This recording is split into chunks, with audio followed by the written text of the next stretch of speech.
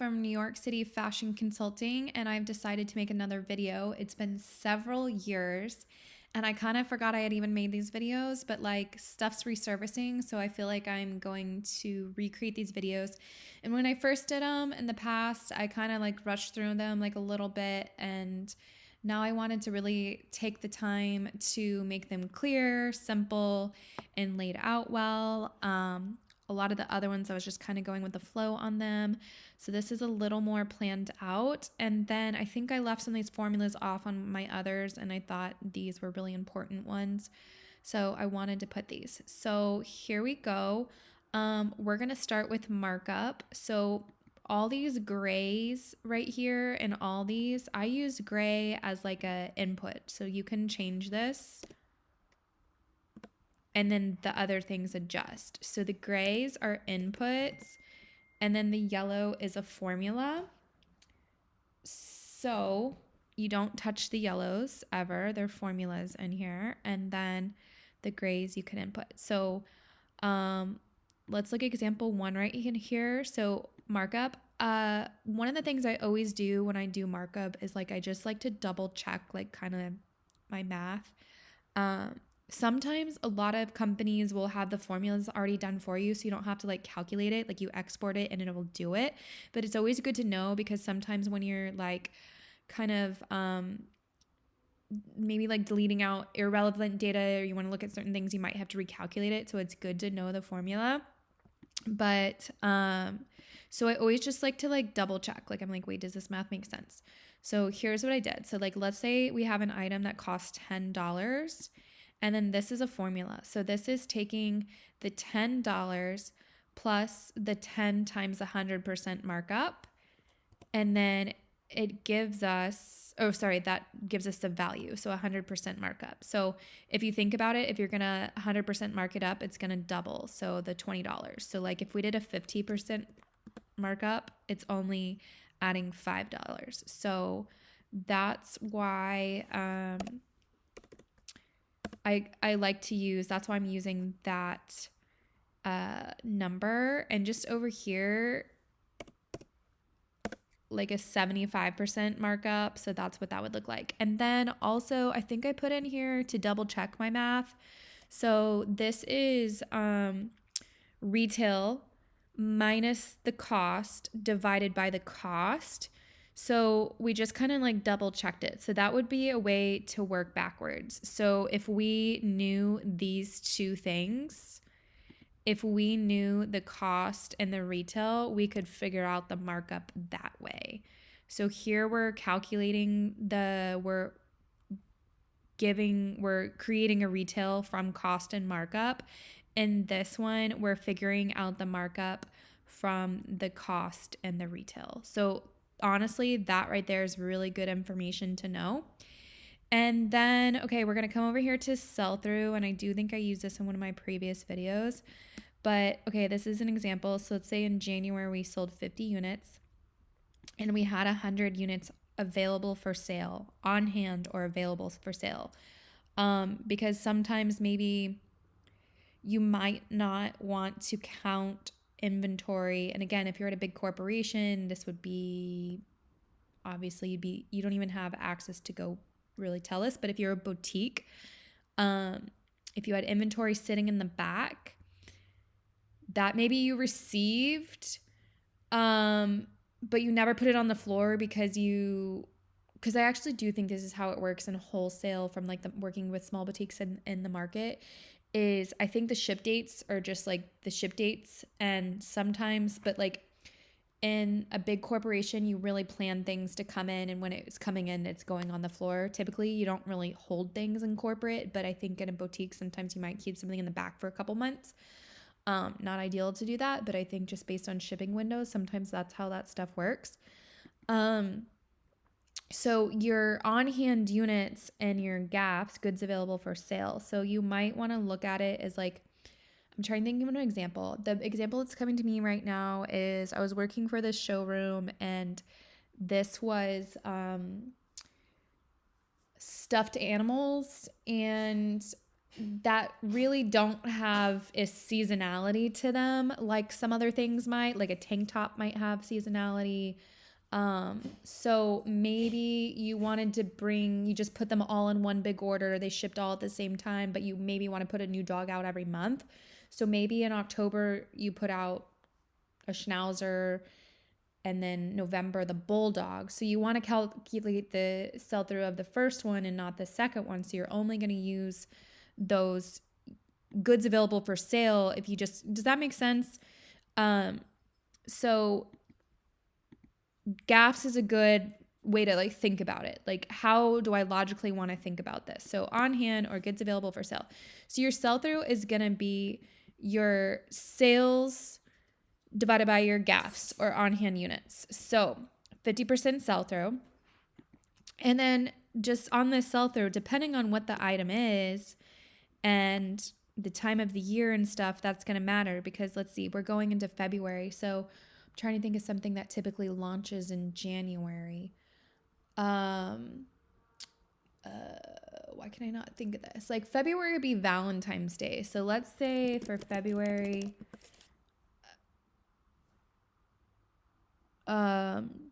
it's going to be all our Valentine's Day stuff. Well, we really want them to be 100% sold through. So like the goal for February for these Valentines is 100%.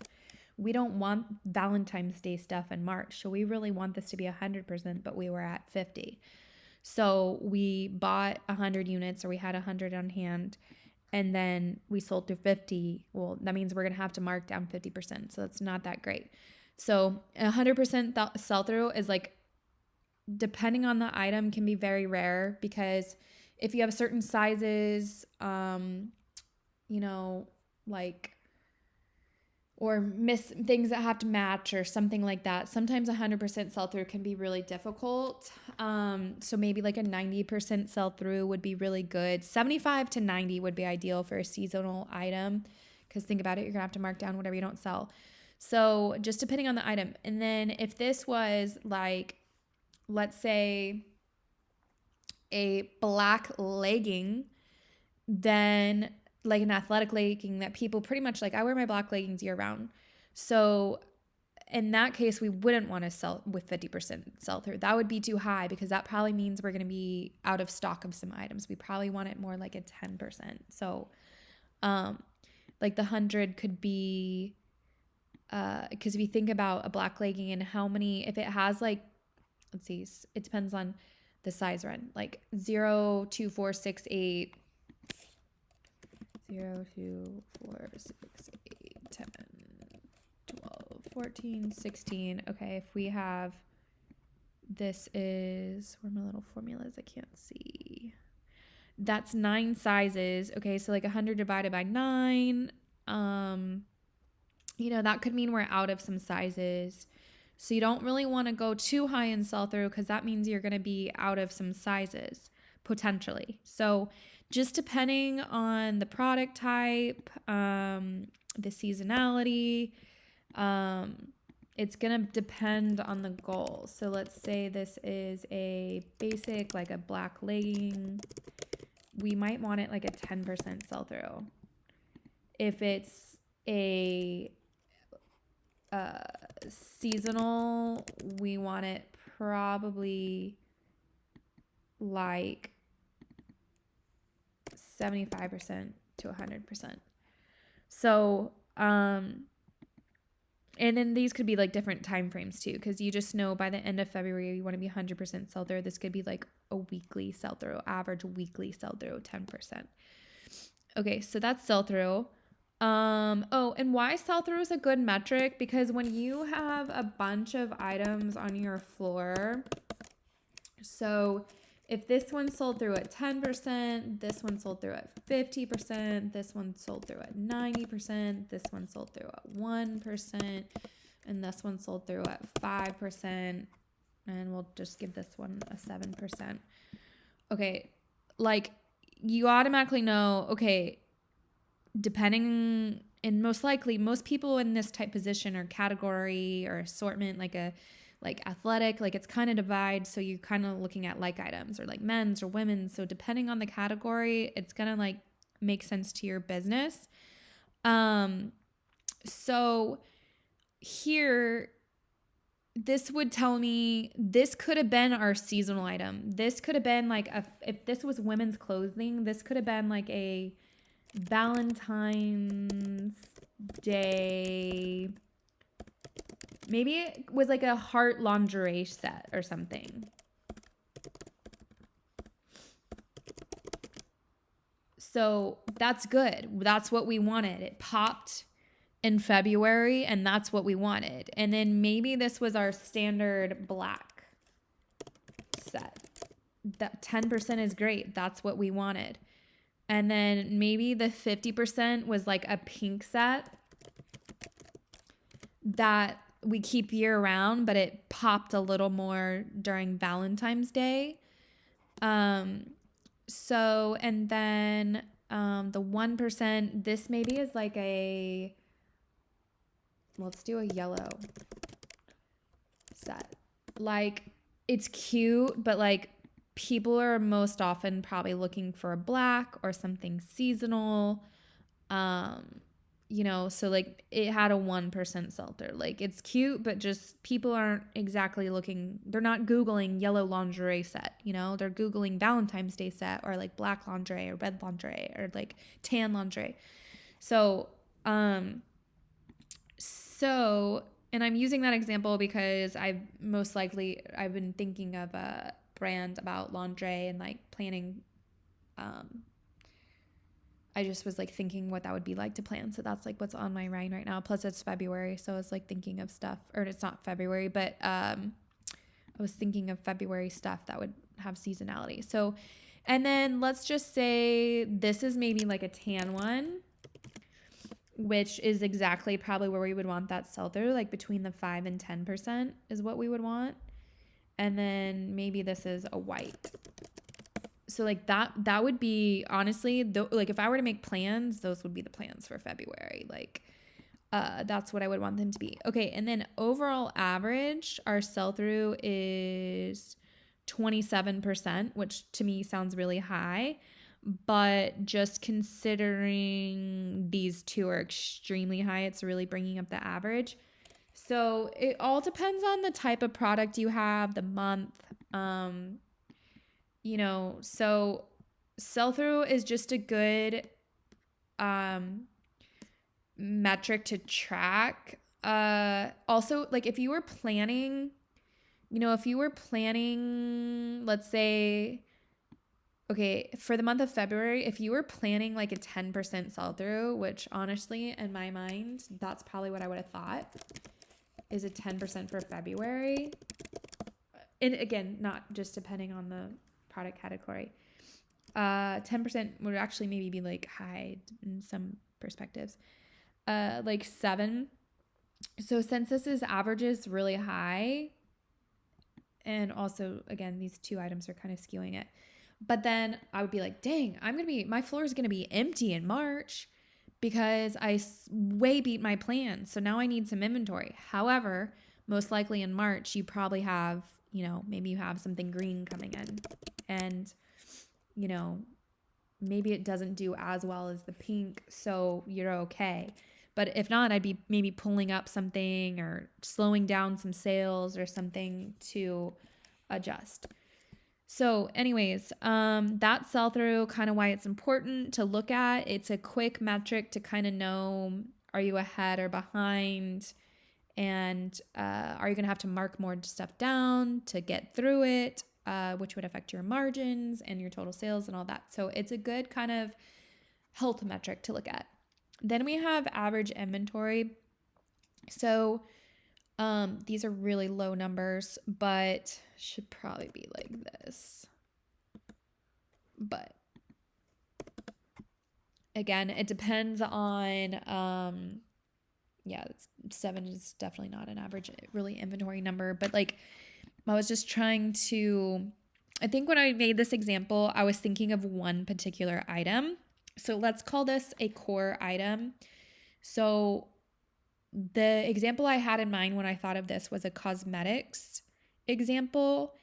And I was thinking of a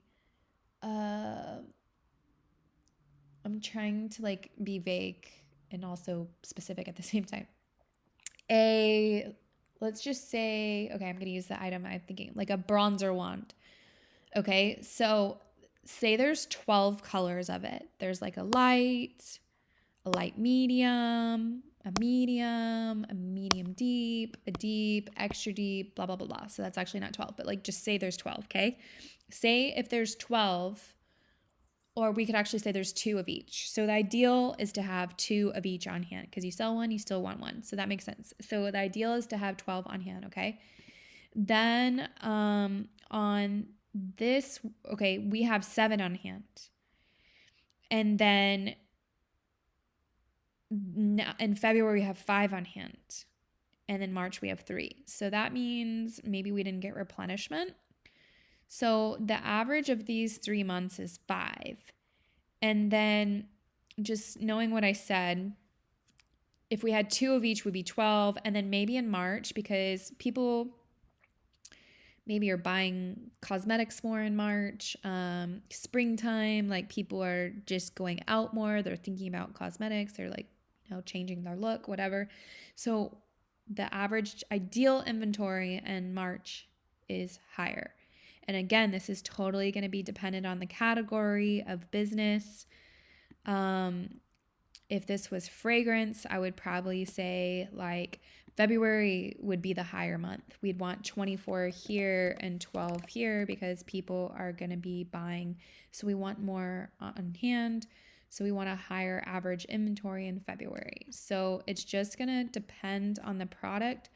But so this is taking an average. Well, if my average is on hand is 5, but my goal is 16, there's going to be a lot of missed business there. So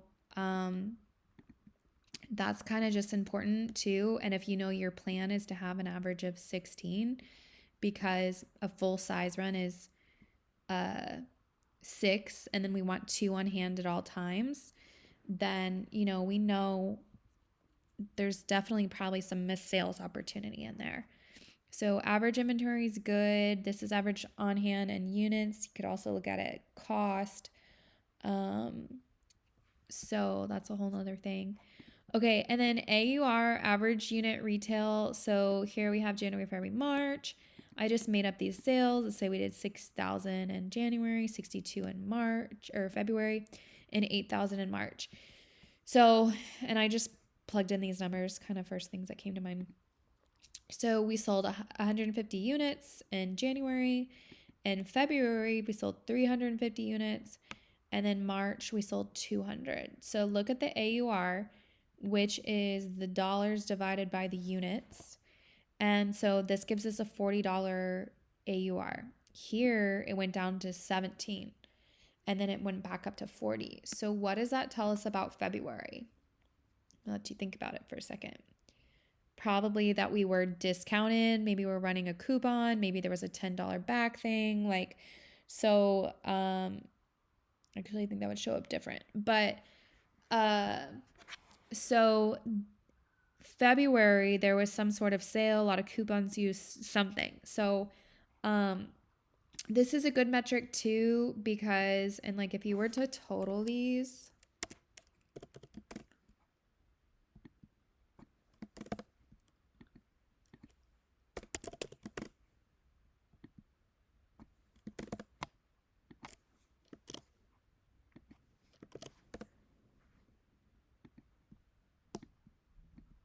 okay, so the average retail of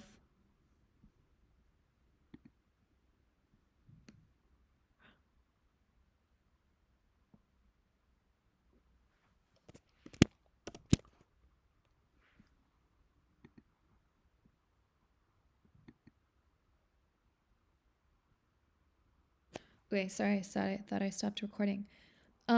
Okay, so the average retail of all 3 of those months is $28. So I forgot where I was going with that. Maybe our plan was 20. I'm trying to think. Maybe our plan was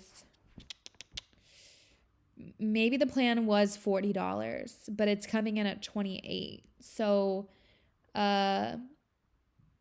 you went too deep in February or more people redeemed it than they thought or whatever. So,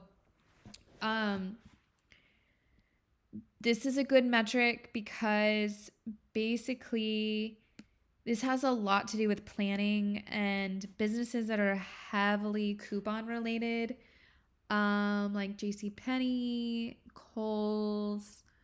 I'm gonna speak for Pennies. I'm trying to think of another brand that's very heavily couponed. Um, AURs make a really big difference in meeting your plan. So if something comes in lower or higher, you can miss your plan. So AUR is a really important metric.